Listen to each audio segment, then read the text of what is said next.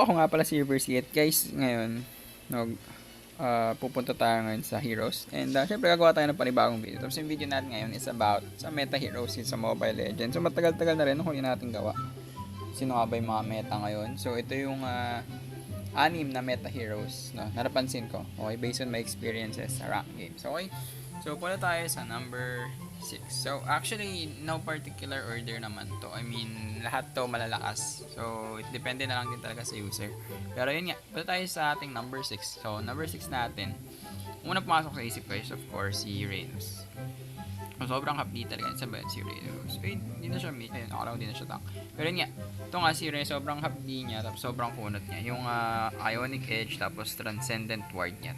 Talagang sobrang hapdi talaga niya. And then, of course, yung Consecrate. Although, maano na siya next patch, no? Pero this meta, no, yung day na na-upload to, no, bago mag-update, no, meta pa rin po siya, no. So, pero next siguro sa susunod na gawa natin ito. Hindi na meta to si Reynos. Pero as of today, July 30, mako-consider pa rin to na meta, no, sa mga meta heroes. I mean, kasi talagang kunat and then damage at the same time. So, very, very useful in terms of team fight. Next is we have, of course, the fighter, no, yung legendary dragon or the black dragon. Kita nyo naman, no. So, si Yuzhong, sobrang napdi rin yan, no. Isa sa mga mahapde na makunat. Kung mapapansin nyo, binan sila ng NXP solid kasi sobrang hapdi naman kasi talaga. Okay, sobrang hapdi and at the same time makunat. Magkaiba lang sila ng mechanics ni Reynos but still ganun pa rin. Okay, ganun pa rin. May kunat factor pa rin. Lalo na pag nag-dragon siya or the black dragon form. Tapos yung pagkatapos niya mag-black dragon form is yung magiging bulky yung katambod sa magiging dragon siya tapos magiging bulky pa siya. Mababuff pa yung mga skills niya. So sobrang hapde, ang dami pa CC, okay. So actually mas okay ito, okay, kumpara kay Yuri. Although mas madaling yung gamitin si Reynos, no. Pero kung pag-anuhin mo, syempre, mas useful to dahil may mga crowd control siya. Very useful kapag nasa team fight ka. Next natin, no, number 3, of course, the assassin. Ay, number 4 pala rather. Number 4, the assassin. Of course, lane. Isa pa rin talaga sa mga meta yan ngayon. Talagang go-to pa rin talaga. And binaban pa rin. Masasabi ko na binaban pa rin tong hero na to. So, of course, Tempest of Blade. Tempest of Blade, sobrang hapde. May knock-up, tapos yung Defiant Sword. So, syempre, yung pagka-Tempest of Blades mo, tapos pag magaling kang kumuha ng mga swords, of course, only second skill yan, or only Defiant Sword yung mangyayari dyan. So, very useful. As a carry, okay, pwede yung funnel, okay, kaya mag-burst daw ng kahit na sino, okay, kahit na sino kaya mag-burst down late game, and early game din.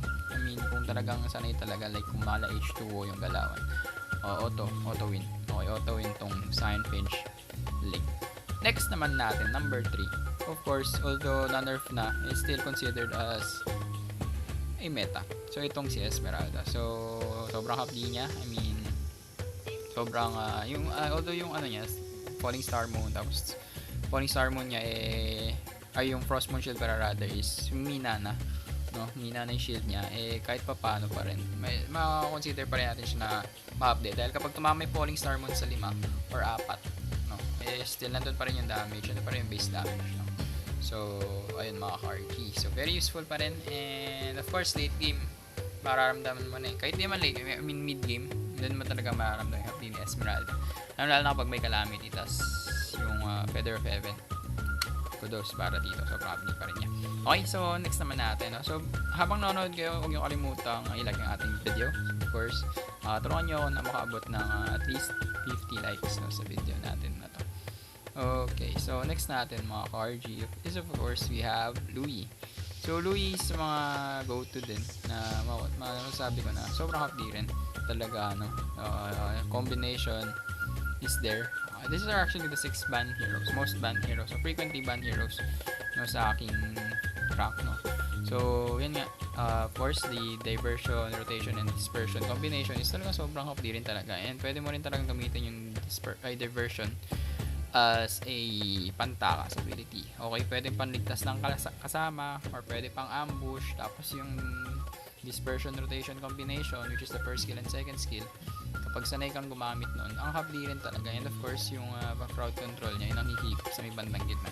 So, very useful in terms of team fight. Of course, early game may damage na rin to. Like, may stock kasi, may stock na agad yung kanyang dispersion. So, very useful tong si Yin Yang Geomancer. And lastly, of course, we have the Dark Knight Falls, which is the assassin. No? The go-to, no? Yung favorite, no? Isa sa mga favorite hero ni Rene J, which is the Exoracial Executor or the Shadowbringer, Hellkurt. So, sobrang habli nitong si Hellkurt. Like, Dark Knight Falls, wala kang makikita. Blinded ka talaga. Like, hindi mo alam kung ano nangyayari sa paligid mo. Lalo na pag magaling. Okay, sobrang, mahirap. Medyo, it takes skill para maging offlane to. Kasi, malambot siya compared to other offlaners. Pero kapag, with proper practice and proper usage, magagamay mo rin at makakapag-bully ka rin, madodominant mo rin yung lane mo. So, ayun nga. So, yun lang. Medyo mahirapan ka lang din talaga in terms of off lane, no? Pero, in terms of team fight, kapag may stock tong poison stingers mo or deadly stingers mo, madaling-madali ka na lang makakapasok. Lalo na layo ng first skill niya. Sobrang layo. Tapos, once na nag-Dark Knight Falls or nag-ultimate ka, ang laki na ng range nung shadow transition. So, very, very useful. Tapos may damage din yun. And of course, yung silence. No? Sobrang useful ng silence. And then of course, sa petrify combination. Yung iba ginagamit execute for secure kill. Kasi minsan, nga naman, di ba? Petrify, tapos yung petrify, parang isang buga lang, tapos parang may bitin pa. May chance na mataas. Kung ano nga naman, di ba? Blink, deadly stinger, tapos yung yung execute. So talagang mas secure kill ng onte, no? Mas mabilis mong mas lock target kasi execute. And ayun mga Corgi, so yun yung 6 nating hero. So I think hindi tayo magkakaroon ng live stream ngayon. Sabi ko kapon magkakaroon tayo. I don't know. Abang-abang na lang kayo maya-maya kung magkaka-live stream tayo. Tapos bukas naman upload naman natin is War Robots video. So alternate, I don't know if alternate, pero try natin mag-upload every single day ulit bago ako magkaroon ng pasok. Kasi pag nagkaroon pasok na ako sa school, I don't know, pero baka 1 to 2 videos pa na lang ma-upload ko.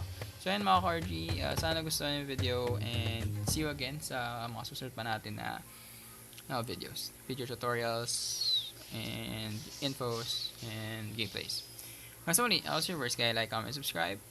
Booyah!